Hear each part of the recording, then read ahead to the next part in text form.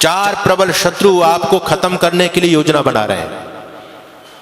पहला शत्रु, और देखो उन लोगों ने जाल बिछा दिया है, हैरानी की बात ये, जाल बिछा दिया और हम लोग सचेत नहीं है, हम शिकार उनके जाल में फंस चुके हैं। पहला शत्रु है इस्लाम, जो तलवार के बल पर आपको कन्वर्ट करता है, और भी अनेक प्रकार के प्रलोभन देकर के डरा धमका के कन्वर्ट कर रहे हैं लोग। और दूसरा शत्रु है ईसाईयत। आपको जानकारी होनी चाहिए, इस देश में एशिया का सबसे बड़ा मदरसा है, इस देश में एशिया का सबसे बड़ा चर्च भी बन रहा है। अरे हैरानी की बात है, एशिया का सबसे बड़ा मदरसा पाकिस्तान ईरान में होता तो कुछ बात समझ में आती, लेकिन हिंदुस्तान में हमारी छाती पर है और वहां से हजारों प्रचारक हर साल तैयार किए जाते हैं इस्लाम को बढ़ाने के लिए। एशिया का सबसे बड़ा चर्च भी आपके पंजाब के अंदर जालंधर जिले के अंदर बन रहा है। मैं पूछना चाहता हूं आपसे, जहां से इनके धर्म के प्रचारक तैयार होंगे, वो एशिया के सबसे बड़े बड़े सेंटर आपके देश में खुल चुके हैं। 2 लाख जमातें इस देश में काम करती हैं, 1 लाख पादरी इस देश में काम करते हैं। दिन रात एक ही लक्ष्य है, हिंदुत्व को खत्म करना। क्या आपके वो भी सेंटर हैं इस देश में जहां से आपके धर्म प्रचारक तैयार होते हो? बताइए मुझे। जहां से आपके धर्म प्रचारक तैयार होते थे, सारे के सारे गुरुकुल बंद, और बंद इसलिए हो गए हमारी उदासीनता के कारण। हम कोई भी व्यक्ति अपने बच्चों को गुरुकुल में पढ़ाना नहीं चाहता। हम तो स्वतः अपने आप खत्म होने के कगार पर पहुंच रहे हैं। हमारा समर्पण नहीं है जो समर्पण उन लोगों का अपने धर्म और संस्कृति के प्रति, हमारा बिल्कुल भी समर्पण नहीं है। 6,500 विद्यार्थी वहां रहते हैं। मैंने कुलपति से पूछा, इनका खर्चा कैसे करते हो, निःशुल्क चलाते हो आप? कहते हैं स्वामी जी, हमारे यहाँ एक रिवाज है, हमारे यहाँ रिवाज है कि गरीब से गरीब मुसलमान यदि 200 रुपए कमाता है तो शाम को 20 रुपए पहले हमारे दीन के लिए निकालेगा, उसके बाद फिर 180 रुपए का प्रयोग करेगा, उसके बाद पैसा प्रयोग करेगा, वो पहले नहीं कर सकता। और हम कहीं दान मांगने के लिए नहीं जाते, परिवार के हिसाब से, परिवार में जितने मेंबर हैं महीने के हिसाब से सबका दशांश ऑटोमेटिक हमारे पास में आता है। कोई व्यक्ति महीने में दे के जाता है, कोई 2 महीने में देता, कोई 6 महीने में दे के जाता है, अपने आप दे करके जाते हैं। एक रिक्शा चलाने वाला व्यक्ति भी इस बात का ध्यान रखता है। उनका समर्पण आप देखो, आप खूब कोठी बंगले बना रहे हो, संपत्ति जोड़ रहे हो, लेकिन आपका भविष्य अच्छा नहीं है। वो लोग आगे बढ़ते चले जा रहे हैं। मैं आपको डराने के लिए नहीं कहता, मैं आपको सावधान करने के लिए आज बताना चाहता हूं। ईसाईयत इतनी चरम सीमा पर फैल रही है। पहले आदिवासी क्षेत्रों में थे ये लोग, अब विकसित राज्यों की तरफ, पंजाब हरियाणा जो सबसे विकसित राज्य हैं, उनमें लोगों ने डेरा जमा दिया है, पूरी तरह से डेरा जमा दिया। गांव की गांव, हरियाणा के अंदर कैथल जिले के अंदर एक गांव ऐसा है जो पहला गांव बन चुका है, और उस गांव के अंदर एक भी हिंदू नहीं बचा, सारे के सारे ईसाई हो गए, सारे के सारे ईसाई। 2 शत्रु प्रबल हैं जिन्होंने पूरी तरह से खत्म करने की योजना बना दी। यूरोप से आपको खत्म कर दिया, एशिया से आपको खत्म कर दिया। अब दोनों जो प्रबल शत्रु हैं आपके दुश्मन, ईसाईयत और क्रिश्चियनिटी, इन लोगों का ध्यान केवल भारत देश की तरफ है और उन लोगों का ध्यान केवल आप हिंदू लोगों की तरफ है। दोनों में प्रतिस्पर्धा हो रही है कि कौन ज्यादा से ज्यादा हिंदुओं का सफाया करेगा, कौन इनको ज्यादा से ज्यादा ईसाई बना पाता है या हम इनको मुसलमान बना पाते हैं। दोनों वर्ग बहुत बड़े टारगेट लेकर के आपके बीच में काम कर रहे हैं। तीसरा शत्रु है कम्युनिस्ट विचारधारा। ये इनसे भी ज्यादा घातक है, इनसे भी ज्यादा घातक इसलिए है कि हम इनको शत्रु समझते ही नहीं। क्रिश्चियनिटी और ईसाईयत को और इस्लाम को हम शत्रु मानते हैं, लेकिन ये जो कम्युनिस्ट विचारधारा है ये अंदर अंदर देश की जड़ों को खोखला कर रही है। उनसे भी ज्यादा खतरनाक है। इनका नाम शमशेर खां और ये नहीं मिलेगा, इनके नाम आपके ही नाम मिलेंगे, मारकंडे काटजू। नाम सुनकर के आपको लगेगा कि ये तो कोई ब्राह्मण है, अपना ही भाई है।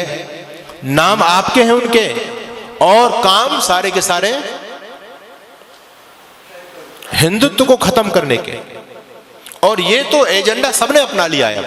पहले ईसाई मिशनरी जब इस देश में काम करती थी तो पहले धर्म परिवर्तन करते थे, नाम बदला करते थे।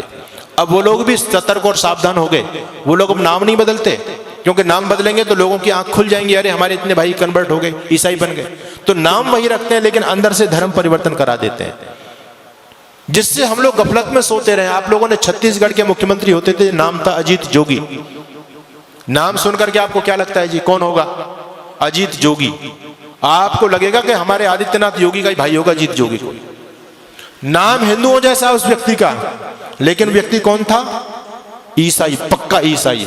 उस व्यक्ति ने सत्ता में रहते रहते लाखों लोगों को कन्वर्ट किया, और जब वो व्यक्ति मर गया तो ईसाई रीति रिवाज के द्वारा उसको दफनाया गया, उसका अंतिम क्रियाकलाप किया गया। मैं आपको बताना चाहता हूं, पंजाब के मुख्यमंत्री होते थे चरणजीत सिंह चन्नी, स्वाफा भी बांधते थे, साफा लगते थे, सरदार जी हैं, लेकिन कौन थे? क्रिश्चियन। यानी हम लोगों को गफलत में रखने के लिए, और मैं कहना चाहता हूं आपसे, एक व्यक्ति है इस देश में जिसको हमारे बहुत सारे भाई बंधु देश का प्रधानमंत्री बनाना चाहते हैं। नाम क्या है जी? राहुल गांधी। ठीक है, हो सकता मेरी बात से लोगों को कुछ मिर्च भी लगे। नाम है राहुल गांधी, लेकिन कौन है? धर्म से बताओ मुझे, क्या धर्म है उस व्यक्ति का? है वो ना मुसलमान ना ईसाई, वो तो वर्ण संकर खिचड़ी है। उसके दादा परदादा कभी मुसलमान थे, फिर उसकी मां ईसाई थी, वो हिंदू तो है ही नहीं। लेकिन हैरानी की बात यह कि हिंदू उसको प्रधानमंत्री बनाना चाहते हैं। यानी हम जरा भी नहीं सोचते, जब इस ईसाई इस देश की सत्ता को अपने हाथ में लेगा, वो ईसाइयत को बढ़ावा देगा, हिंदुत्व को बढ़ावा देगा। ये सोचने की बात है। हम अपने स्वार्थ में इतने ज्यादा अंधे हो रहे हैं, आज राजनीतिक स्वार्थों में इतने अंधे हो रहे हैं। कोई अगर राजनीतिक पार्टी देश के लिए अच्छा काम भी करे, हमको उसका विरोध जरूर करना है। अभी इस देश की केंद्र सरकार ने एक योजना निकाली, अग्निवीर की योजना निकाली। लोगों के पेट में दर्द हो रहा है, राजनीतिक लोगों के पेट में दर्द हो रहा है, आने वाले भविष्य को नहीं देख पा रहे। मैं आपको आगाह करना चाहता हूं, इस देश में भयंकर गृह युद्ध होने वाला है, टल नहीं सकता, अवश्य में भावी है, रुकेगा नहीं वो। और उसकी उन लोगों ने तैयारी कर रखी है पूरी तरह से। उनका छोटा छोटा बच्चा बम चलाने में, पत्थर फेंकने में, तलवारबाजी में, चैनबाजी में एक्सपर्ट है। उनकी लड़कियां भी एक्सपर्ट हैं। आपके बच्चे क्या जानते हैं? एक ही बच्चा है आपके पास में, उनके 17 वो तो कहते हैं 2-4 मर भी गए, फिर भी हमारे पास 11-15 तो फिर भी बचते हैं। कोई हमको चिंता वाली बात नहीं। उनका बच्चा बच्चा एक्सपर्ट है। हमारे आदरणीय जो बुद्धिमान राजनेता लोग, उन्होंने सोचा कि हम भी अपने बच्चों को कम से कम ये जो है आत्मरक्षा का चीज तो सिखाई दे। जब देश के हालात बदलेंगे तो कम से कम स्वयं की रक्षा कर पाएंगे, अपनी बहन बेटी अपने बच्चों की रक्षा तो कर सकते हैं वो लोग। इसके लिए अग्निवीर योजना चलाई गई कि हर एक बच्चे को सैनिक शिक्षा दी जाए। अच्छी योजना है, इसका विरोध नहीं करना चाहिए, इसका सम्मान करना चाहिए। हर बच्चे को यह सैनिक शिक्षा मिले, क्योंकि आने वाला समय बहुत भयंकर है। आपके घर में लाठी तक नहीं है, आपका बच्चा कुछ जानता ही नहीं है, आप कैसे उन विधर्मी लोगों से टकराओगे? एक सज्जन कहने लगे, अब हमको AK-47 रखनी पड़ेगी, बंदूक रखनी पड़ेगी, भाला रखना पड़ेगा, अपने घर में फरसा रखना पड़ेगा, लाठी रखनी पड़ेगी। अरे मैंने कहा, इतने हथियार के नाम तुमने गिना दिए, इन हथियारों को चलाएगा कौन? कोई चलाने वाला है तुम्हारे पास में? एक बच्चा है, उसको हमने क्या बनाना चाहते हैं? उसको DM बनाना चाहते हैं।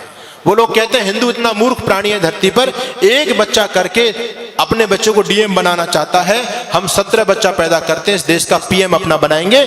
जिस दिन इस देश का PM हमारा बन जाएगा, DM कुछ नहीं बेचेगा, शासन हमारे हिसाब से चलेगा। क्या लोगों की योजना है? हमसे ज्यादा सोच रहे हैं वो लोग। आप एक बच्चा करके उसको सरकारी नौकर बनाना चाहते हैं, और वो 10 बच्चा पैदा करके सरकारी अपना बनाना चाहते हैं। बताओ किसकी योजना में ज्यादा दम है? हम तो कहीं नहीं ठहरे उनके सामने। उनका इतना समर्पण देखो। आपको मैं धन्यवाद करूंगा कि आज हमारे नौजवानों की संख्या है, यहाँ बच्चे भी आते हैं, बहुत कम उपस्थिति में आते हैं, लेकिन उनकी मस्जिद के अंदर आप जाकर के देखो कितने नौजवानों की फौज है वहां, क्योंकि वो उस काम को कंपलसरी समझते हैं। हम इस धर्म कर्म को, सत्संग को कंपलसरी नहीं समझते। हम तो ये समझते हैं ये हमारे काम का, बच्चों का क्या काम है इसमें, स्वयं हाथ हिलाते हुए चले आते हैं।